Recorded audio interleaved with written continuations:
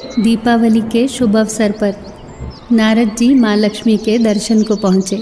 उन्हें नमस्कार करके बोले, माते, मैं कितना भाग्यशाली हूँ कि आज दीपावली के शुभ अवसर पर आपके दर्शन हो रहे हैं और आशीर्वाद भी मिल रहा है। माँ लक्ष्मी ने कहा, लो नारद, फल खाओ। मैं धन्य हो गया माते, आपके हाथ से प्रसाद पाकर। अच्छा, चापलूसी छोड़ो और ये बताओ, ब्रह्मा जी ने दीपावली पर मेरे लिए क्या उपहार भेजा है? नारद जी बोले, पिताजी ने कहा है वो स्वयं आएंगे आपके दर्शन के लिए।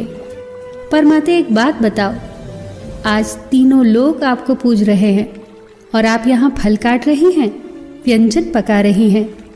किसी दास को क्यों नहीं बोला माते? माँ लक्ष्मी ने कहा, पुत्र, नारायण के लिए मैं स्वयं भोजन पकाती हूँ और परोसती हूँ, जो कि हर स्त्री का धर्म है, अपने पति परमेश्वर के लिए।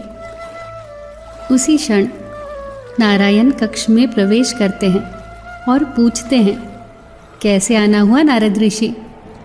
नारद ने कहा, मैं आपसे शुभ दीपावली पर आशीर्वाद लेने आया था कि क्या देखता हूँ, लक्ष्मी माता स्वयं ही आपके लिए भोजन पका रही हैं, जबकि पूरी धरती लक्ष्मी माता को प्रसाद खिलाने के लिए बेचैन होकर उनकी पूजा कर रही है। इस पर नारायण ने कहा, जो लक्ष्मी जी की इच्छा, मैं इनके घर के कामकाज में दखल नहीं देता। माँ लक्ष्मी बोली, प्रियवर, आप जल्द भोजन ग्रहण करें, फिर मुझे धरती पर भक्तों से मिलने के लिए भी जाना है।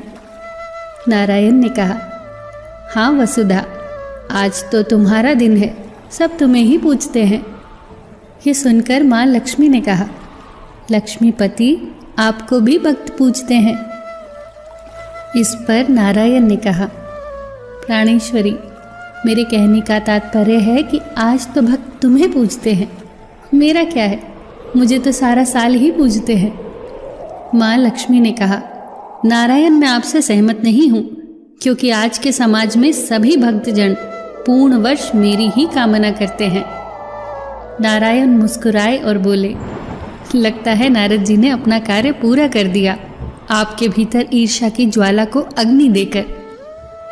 माता लक्ष्मी ने उत्तर दिया, बैकुंठ, मैं ये कहना चाहती हूँ, नित्य प्रति लोग पूजा के बाद लक्ष्मी की ही कामना करते हैं, तो फिर मेरी ही पूजा हुई ना।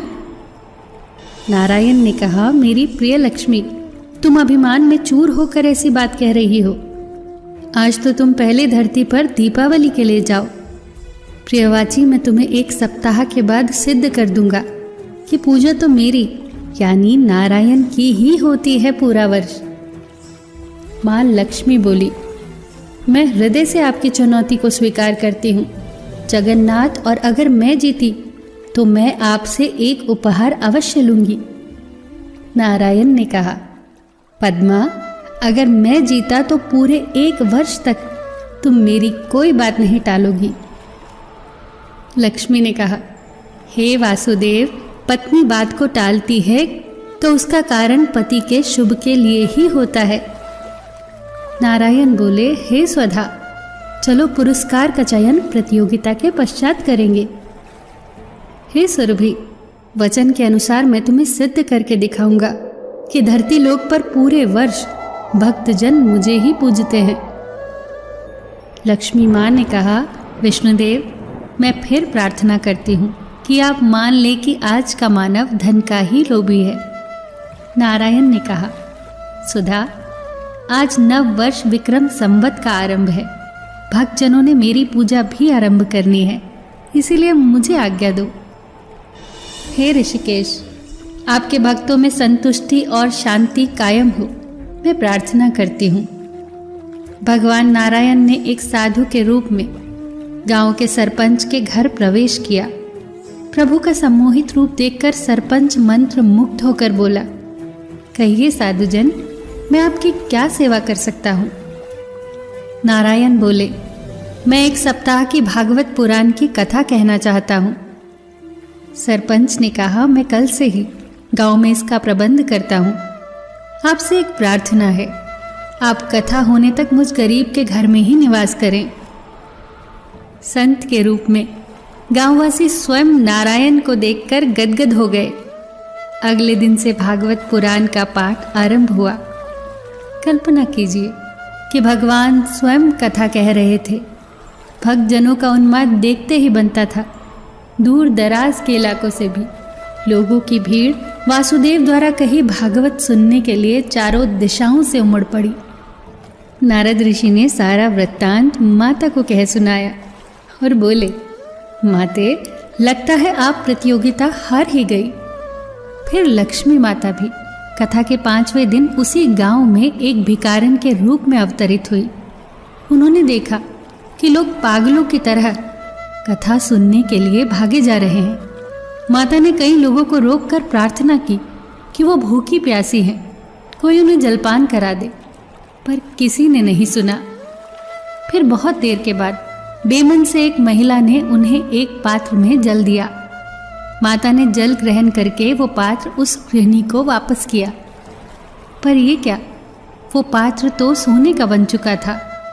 महिला तो कथा भूलकर लालचवश बोली, आप कृपया रुकें, मैं आपको भोजन किए बिना नहीं जाने दूंगी, क्योंकि उसके मन में ये बात स्पष्ट हो गई थी कि इस भिखारिन के हाथ पारस के हैं कि जिस बर्तन को भी हाथ लगाएगी वो स्वर्ण धातु का हो जाएगा।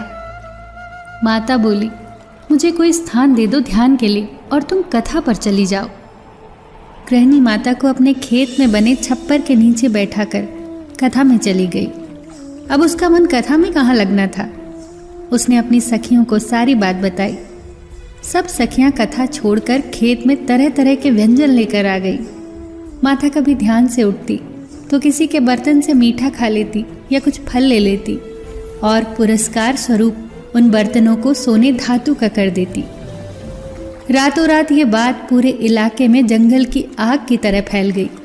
सुबह तक सब लोग माता के चरणों में पंक्ति लगाकर बर्तनों में व्यंजन और जल के लोटे लेकर बैठ गए। कथा समाप्ति के एक दिन पहले यानी छठे दिन नारायण की कथा सुनने के लिए इक्के दुक्के ही भक्त थे और बाकी सब माता के चरणों में विराजमान थे। नारायण समझ गए कि माता लक्ष्मी अब मुकाबले में आ चुकी हैं। उन्होंने सरपंच को कहा कि कल भोग समापन के समय सब लोगों का आना अति आवश्यक है। सरपंच भी उत्सुकतावश माँ के दरबार में पहुंच गया। उसने देखा कि जो भी लोग माता को जलपान करा रहे थे वो सोने के बर्तनों का वरदान पा रहे थे। सरपंच ने भी लालचवश माता से गुहार लगाई कि वो उसके घर भी चलकर भोजन करे। माता बोली वो एक शर्त पर जाएंगी कि अगर वो उस संत को अपने घर से निकाल बाहर करेगा। माता सरपंच के साथ उसके घर को चल दी। सरपंच ने जाते ही संत रूपी नारायण से कहा, कृपया आप धर्मशाला में रहने का प्रबंध करें, मेरे घर में आपका अब कोई स्थान नहीं। माता ने आदेश दिया कि वो संत से अकेले में बात करना चाहती हैं। माता लक्ष्मी और नारायण अब आमने सामने थे। माता ने नारायण से कहा, हे केशव, क्या अब आपको ज्ञात हुआ कि इंसान कितना बदल गया है? वो सिर्फ धन का लोभी है, इसीलिए लक्ष्मी यानी मेरा ही वरदान मांगता है। उसको पारिवारिक सुख शांति की कोई चिंता नहीं। इस पर नारायण ने कहा, हे विभा, आप जीत गई हैं।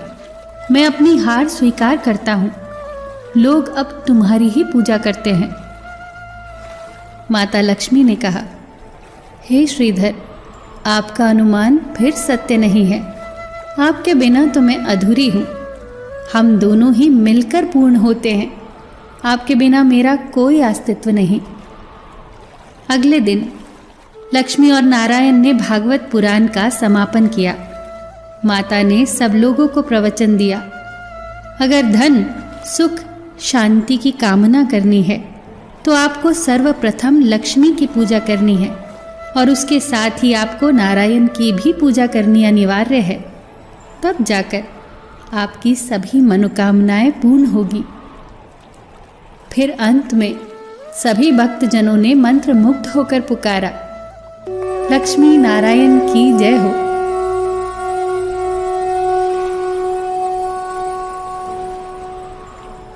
फिर मिलेंगे दोस्तों अगली वीडियो के साथ। तब तक के लिए अपना ख्याल रखना और हमेशा मुस्कुराते रहना।